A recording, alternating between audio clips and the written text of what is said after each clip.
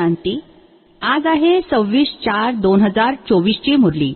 महावाक्य आहे, गोड मुलांनो, शरीर निर्वाह अर्थ कर्म करत असताना बेहदची उन्नती करा. जितक्या चांगल्या रीतीने बेहदचा अभ्यास शिकाल तितकी उन्नती होईल.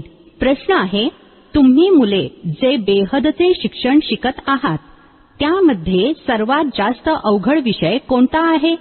उत्तर आहे, या शिक्षणामध्ये सर्वात मोठा विषय आहे भावाभावाची दृष्टी पक्की करणे.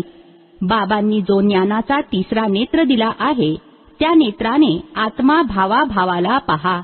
डोळ्यांनी जरा सुद्धा दगा देऊ नये. कोणत्याही देहधारीच्या नावारूपामध्ये बुद्धी जाऊ नये. बुद्धीमध्ये जरा देखील विकारी घाणेरडे संकल्प चालू नयेत. हीच आहे मेहनत. या विषयामध्ये पास होणारेच विश्वाचे मालक बनतील. धारणेसाठी मुख्य सारांश. पहिला पॉइंट आहे, मनसा वाचा कर्मणा पावन बनायचे आहे. बुद्धीमध्ये विकारी संकल्प देखील येऊ नयेत. यासाठी मी आत्मा भाऊ भाऊ आहे हा अभ्यास करायचा आहे. कोणाच्याही नावारूपामध्ये फसायचे नाही. दुसरा पॉइंट आहे, जसे बाबा इमानदार आहेत, मुलांना सुधारून सोबत घेऊन जातात, असे इमानदार राहायचे आहे. कधीही सोडून जायचे नाही किंवा डायव्होर्स द्यायचा नाही.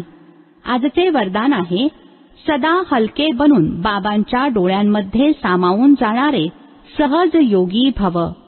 संगम युगावर जी खुशीची खाण मिळते ती आणखी कोणत्याही युगामध्ये मिळू शकत नाही.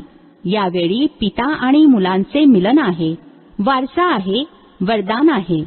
वारसा अथवा वरदान दोन्हीमध्ये मेहनत नसते. त्यामुळे तुमचे टायटलच आहे सहज योगी. बापदादा मुलांची मेहनत पाहू शकत नाहीत. म्हणतात, मुलांनो, तुमचे सर्व ओझे बाबांना देऊन तुम्ही हलके व्हा. इतके हलके बना जे बाबा आपल्या डोळ्यांच्या पापण्यांवर बसवून सोबत घेऊन जातील. बाबांवरील स्नेहाची निशाणी आहे. सदा हलके बनून बाबांच्या डोळ्यांमध्ये सामावून जाणे. स्लोगन आहे, निगेटिव्ह विचार करण्याचा मार्ग बंद करा, तेव्हाच सफलता स्वरूप बनाल. ओम शांती.